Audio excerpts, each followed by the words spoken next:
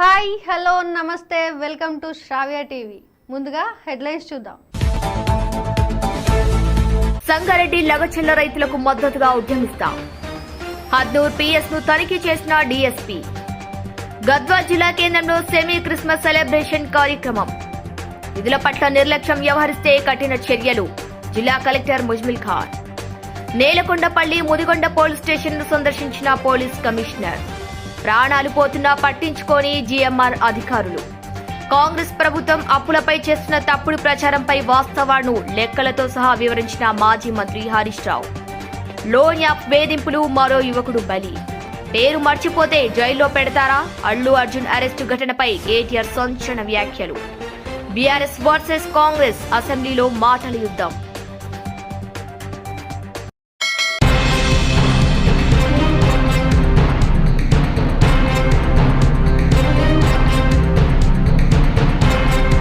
లగచల్ల రైతులకు మధ్యతరగతిగా ఉద్యమిస్తామని సీడీసీ మాజీ చైర్మన్ కాసాల బుచ్చిరెడ్డి అన్నారు. సంగారెడ్డిలో బుధవారం విలేకరుల సమావేశంలో ఆయన మాట్లాడారు.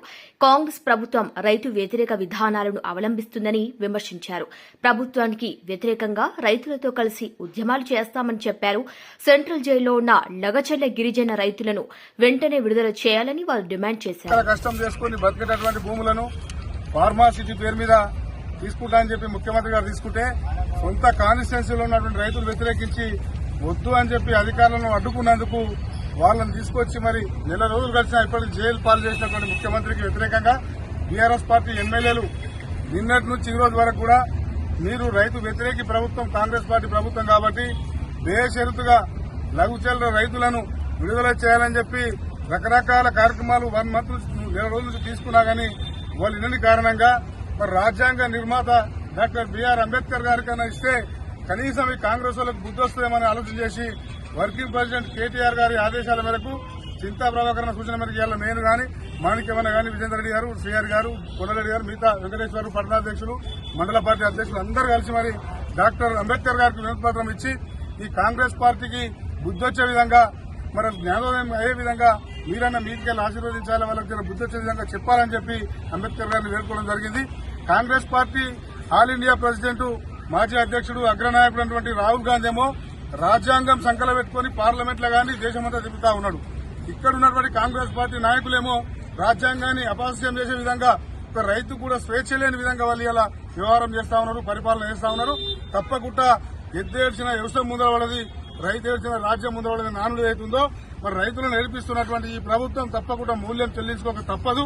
స్థానిక సంస్థల ఎన్నికలు సంవత్సరమైనా ఇప్పటిదాకా పెట్టకపోవడానికి కారణం కూడా అదే. రైతులు ఆగ్రహంతో ఉన్నారనే వాళ్ళు తప్పించుకునే ప్రయత్నం చేస్తా ఉన్నారు.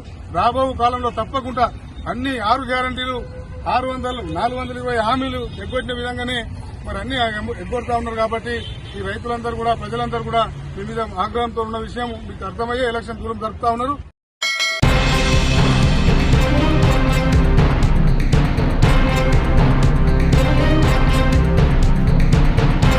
సంగారెడ్డి జిల్లా జహీరాబాద్ నియోజకవర్గంలో హద్నూర్ పిఎస్ ను జహీరాబాద్ డీఎస్పీ రామ్మోహన్ రెడ్డి ఆకస్మికంగా సందర్శించి రికార్డులు, నూతన పోలీసు సిబ్బంది విధి నిర్వహణ అంశాలను క్షుణ్ణంగా పరిశీలించారు.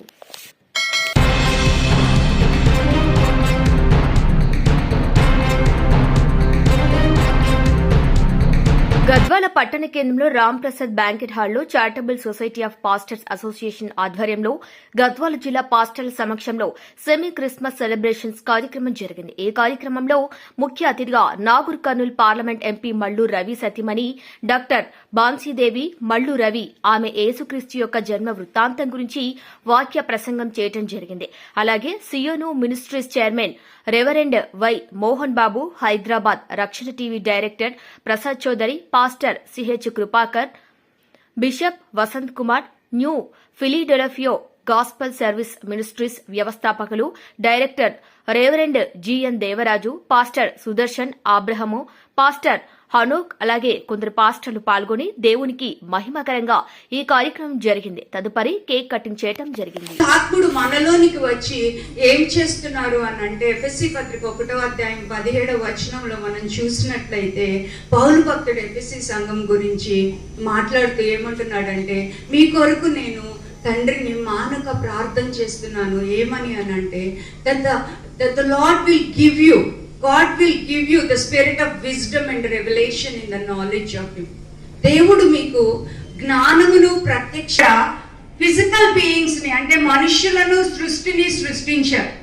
అయితే నూతన నిబంధన గ్రంథంలోకి వచ్చేసరికి దేవుడు ఆయన ఆ మనుష్యుడు పడిపోయాడు, ఆ సృష్టి అంతా కూడా కరప్ట్ అయిపోయి భ్రష్టు పట్టిపోయింది. కాబట్టి దానికి ప్రతి సృష్టి చేయడానికి, రీక్రియేట్ చేయడానికి, పునర్నిర్మించడానికి దేవుడు ఏం చేశారు అని అంటే ఆత్మ సంబంధులైన మనుషులను చేశారు. హల్లెలూయా. ఆత్మ జీవించుచున్న ఆత్మను కలిగి ఉన్న వారంగా ఈ దినాన మనం ఈ లోకంలో ఉన్నాం. విశ్రాంతిలో నిలిచి ఉన్నప్పుడు ఎలాగ నిలిచి ఉంటాం? విశ్రాంతిలో అంటే విశ్వాసము ద్వారా నిలిచి ఉంటాం. హెబ్రీ పత్రిక 4వ అధ్యాయంలో దేవుని వాక్యం ఏం చెప్తుందంటే, ఇశ్రాయేలీలు అవిశ్వాసం వలన ఆయన విశ్రాంతిలో ప్రవేశించలేకపోయారు, మనమైతే విశ్వాసము చేత ఆయన విశ్రాంతిలో ప్రవేశిస్తాము అని దేవుని వాక్యం చెప్తుంది. సో మనము ఆయన విశ్వాసము ద్వారా ఆయన విశ్రాంతిలో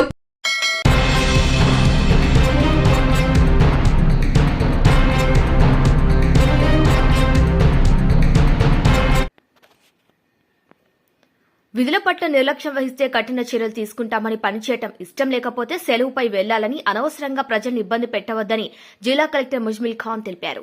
మంగళవారం రఘునాథపాలెం మండలం మంచుకొండ పీహెచ్సీని జిల్లా కలెక్టర్ ముజ్మిల్ ఖాన్ ఆకస్మిక తనిఖీ చేశారు. మంచుకొండ పీహెచ్సీకి మధ్యాహ్నం 3 గంటలకు చేరుకున్న కలెక్టర్ 15 మంది సిబ్బందికి గాను కేవలం 3 ఉండటాన్ని గమనించారు. డ్యూటీ టైంలో 2 డాక్టర్లు ఆసుపత్రిలో గైర్హాజరు కావటాన్ని కలెక్టర్ తీవ్రంగా పరిగణిస్తూ ఆగ్రహాన్ని వ్యక్తం చేశారు. ఆసుపత్రి విధుల్లో ఉండాల్సిన డాక్టర్లు ఎక్కడ ఉన్నారంటూ కలెక్టర్ అక్కడ సిబ్బందిని ప్రశ్నించారు.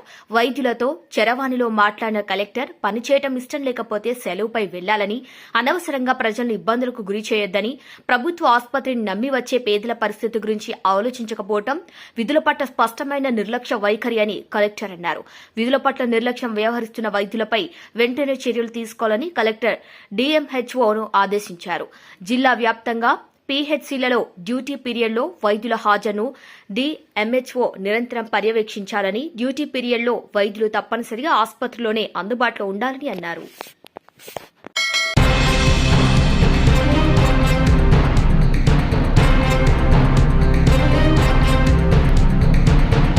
Nelakondapalli Mudigonda police station police commissioner Sunil Dutt సందర్శించారు. మంగళవారం పోలీస్ స్టేషన్కు చేరుకున్న పోలీస్ కమిషనర్ స్టేషన్ నిర్వహణ, పోలీసుల పనితీరు, సెక్టార్ అధికారుల విచారణ నివేదికలు, జనరల్ డైరీ రికార్డులను, పరిసరాలను పరిశీలించారు. పిటిషన్ విచారణలకు సంబంధించి సిబ్బందితో మాట్లాడారు. పోలీస్ స్టేషన్ పరిధిలో నమోదైన కేసులు, డయల్ 100 కాల్స్, ప్రతిస్పందన సమయం, డీసీ షీట్, సస్పెక్ట్ షీట్లు, ఎన్బీడబ్ల్యూ అమలు, సీసీసీ పిటిషన్లు, పెండింగ్ అంశాలను పరిశీలించారు. ఈ సందర్భంగా ఇటీవలే వృద్ధ దంపతులను పథకం ప్రకారం హత్య చేసిన నిందితులను పట్టుకునేందుకు కేసును ఛాలెంజ్ గా తీసుకుని ఛేదించిన పోలీసు సిబ్బందిని జ్ఞాపికను అందజేసి అభినందించారు.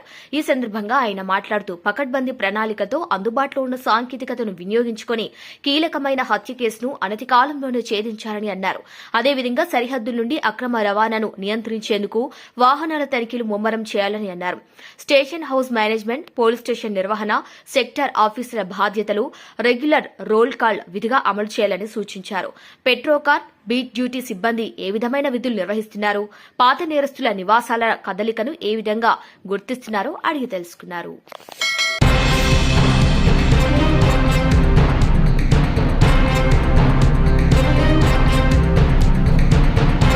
అసెంబ్లీ సమావేశంలో బీఆర్ఎస్ పార్టీ నల్ల దుస్తులు ధరించుకుని అసెంబ్లీలో టీఆర్ఎస్ పార్టీ మాజీ మంత్రి హరీష్ రావు మాట్లాడుతూ, నా 21 ఏళ్ల చరిత్రలో మొదటిసారి చూస్తున్న తెలంగాణ రాష్ట్రంలో కాంగ్రెస్ పార్టీ ప్రభుత్వం ఒక్క సంవత్సరంలోనే కాంగ్రెస్ పార్టీ ఒక ఏడాది పాలనలో చేసిన అప్పు 1,27,208 కోట్లు.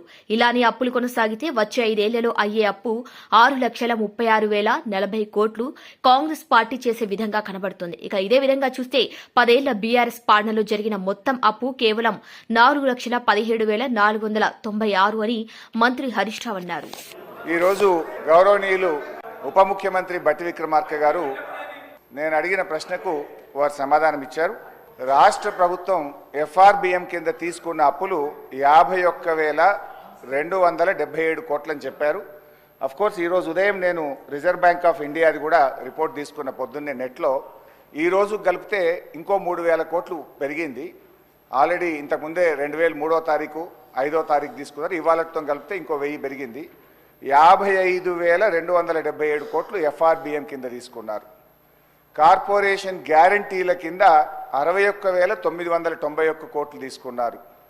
10,099 కోట్లు గ్యారంటీ లేకుండా తీసుకున్నారు. మొత్తంగా కాంగ్రెస్ పార్టీ ఏడాది పాలనలో చేసిన అప్పు ఎంత అంటే 1,27,208 కోట్లు. ఒక్క ఏడాదిలో వీళ్ళు చేసిన అప్పు 1,27,208 కోట్లు. 5 ఏళ్లకు మనం లెక్క కడితే ఎంత అవుతుందంటే అధ్యక్ష 6,36,040 కోట్ల రూపాయలు 5 ఏళ్లలో కాంగ్రెస్ ప్రభుత్వం చేయబోయే అప్పుగా దీన్ని బట్టి మనకు స్పష్టంగా కనబడతా ఉంది. ఇకపోతే అధ్యక్ష ఈ మధ్యకాలంలో కాంగ్రెస్ పార్టీ నాయకులు వైట్ పేపర్, కాంగ్రెస్ పార్టీ పెట్టిన వైట్ పేపర్ బుక్ కూడా తెచ్చాను అధ్యక్ష.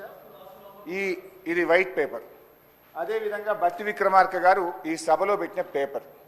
దీని ఆధారంగా నేను పోయినసారి బడ్జెట్ సమావేశాల్లో కూడా చాలా స్పష్టంగా చెప్పాను.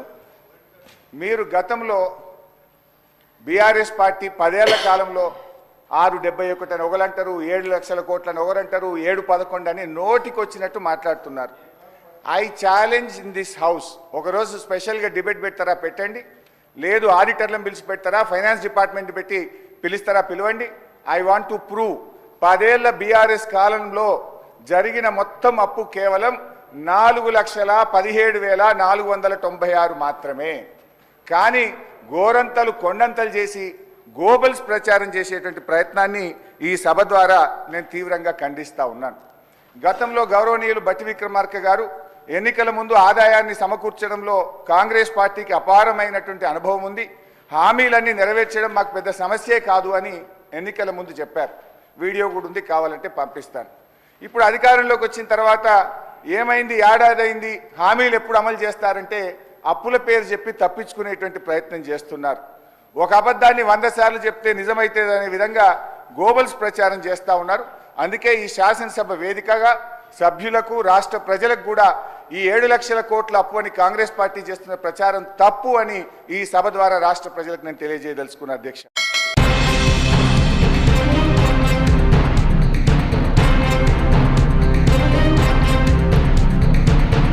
మెదక్ జిల్లా మాసాయిపేట మండల పరిధిలోని station Masaipet Bommaram X road చౌరస్తా వద్ద టిఫిన్ చేయడానికి అధిక సంఖ్యలో బైక్, లారీలు ఆగటం వల్ల ప్రజలు ఎన్నిసార్లు జీఎంఆర్ సంస్థకు విన్నవించినా టిఫిన్ సెంటర్ల యాజమాన్యంపై చర్యలు తీసుకోవటం లేదని అధికారులు వారి దగ్గర నెలసరి కమిషన్ను తీసుకుని 3 పువ్వులు 6 కాయలుగా నడుస్తుంది అని, అదేవిధంగా అక్కడ ఎందరో ప్రాణాలు పోయిన సంఘటనలు ఉన్నాయి. అనంతరం గాయాలతో బతికి బయటపడిన సందర్భాలు ఉన్నాయి. ఈ రోజు ఇరువైపులా వాహనాలు ఆపటంతో ద్విచక్ర వాహనదారులు యాక్సిడెంట్ కావడంతో గాయాలతో రోడ్లపై చెల్లాచెదురుగా పడి ఉన్నారు. ఇప్పటికైనా జీఎంఆర్ అధికారులపై ప్రభుత్వం చర్యలు తీసుకోవాలని ప్రజలు కోరుతున్నారు.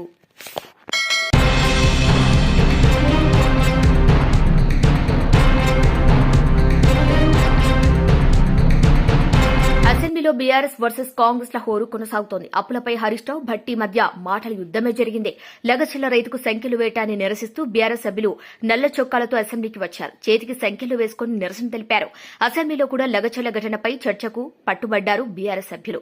ప్రభుత్వ వ్యతిరేక నినాదాలతో సభలో దుమారం రేపారు. అరెస్టైన లగచిల్ల రైతులను విడుదల చేయాలని డిమాండ్ చేశారు. బీఆర్ఎస్ తీరుపై మంత్రులు తీవ్ర అభ్యంతరం వ్యక్తం చేశారు. రైతుల గురించి మాట్లాడే నైతిక అర్హత బీఆర్ఎస్ కు లేదంటూ మంత్రి శ్రీధర్ బాబు మండిపడ్డారు. బీఆర్ఎస్ సాయంలోనే ఎంతో మంది రైతులకు బేడులు వేశారన్నారు మంత్రి సీతక్క. లగచర్ల ఘటనలో అధికారులను సస్పెండ్ చేశామన్నారు. బీఆర్ఎస్ సాయంలో రైతులకు బేడులు వేసిన ఘటనను ప్రస్తావిస్తూ అప్పటి ఫోటోలు చూపించారు ప్రభుత్వ విప్ ఆది శ్రీనివాస్. అంతకుముందు క్వశ్చన్ హవర్లో అప్పులపై BRS MLA Harish Rao, deputy CM Bhatti Vikramarka మధ్య మాటల యుద్దం జరిగింది. ఏడాది పాలనలో కాంగ్రెస్ ప్రభుత్వం 1,27,208 కోట్ల అప్పు చేసిందన్నారు హరీష్ రావు. ఎఫ్ఆర్బీఎం కింద 51,277 కోట్ల అప్పు తెచ్చిందన్నారు. అప్పుల పరంపర ఇలానే కొనసాగితే 5 ఏళ్లలో అయ్యి 6,36,000 కోట్ల అప్పు అవుతుందన్నారు. తాము బీఆర్ఎస్ ప్రభుత్వం చేసిన అప్పులకు వడ్డీలు కడుతున్నామన్నారు. డిప్యూటీ సీఎం భట్టి విక్రమార్క ఈ విషయంపై ప్రత్యేక డిబేట్ పెడదామన్నారు.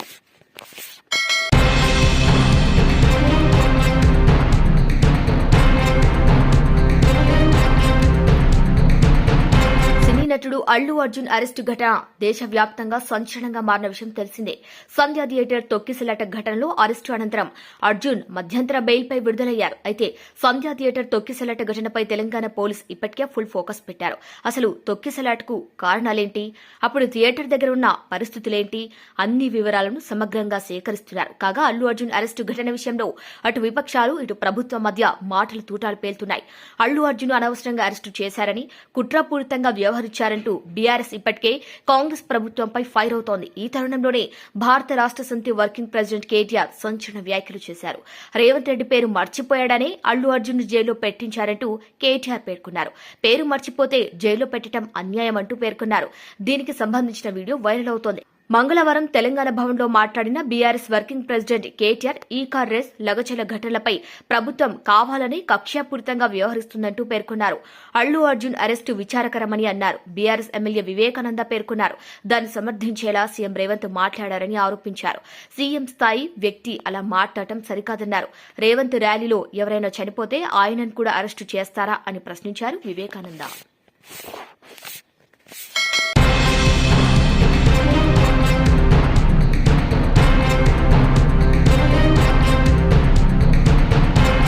వాళ్ళ బులెటిన్ అప్డేట్స్ కీప్ వాచింగ్ శ్రావ్య టీవీ.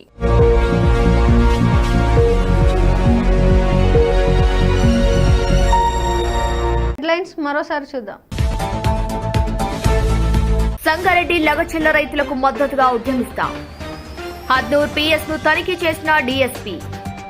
గద్వాల్ జిల్లా కేంద్రంలో సెమీ క్రిస్మస్ సెలబ్రేషన్ కార్యక్రమం. విధుల పట్ల నిర్లక్ష్యం వ్యవహరిస్తే కఠిన చర్యలు. జిల్లా collector Muzammil Khan. Nelakondapalli Mudigonda police station ను సందర్శించిన పోలీస్ కమిషనర్. ప్రాణాలు పోతున్నా పట్టించుకోని జీఎంఆర్ అధికారులు. కాంగ్రెస్ ప్రభుత్వం అప్పులపై చేస్తున్న తప్పుడు ప్రచారంపై వాస్తవాలను లెక్కలతో సహా వివరించిన మాజీ మంత్రి హరీష్ రావు. లోన్ యాప్ వేధింపులు, మరో యువకుడు బలి. పేరు మర్చిపోతే జైల్లో పెడతారా? అల్లు అర్జున్ అరెస్టు ఘటనపై కేటీఆర్ సంచలన వ్యాఖ్యలు. బీఆర్ఎస్ వర్సెస్ కాంగ్రెస్, అసెంబ్లీలో మాటల యుద్ధం. ఇవి ఇప్పటివరకున్న అప్డేట్స్. కీప్ వాచింగ్ శ్రావ్య టీవీ.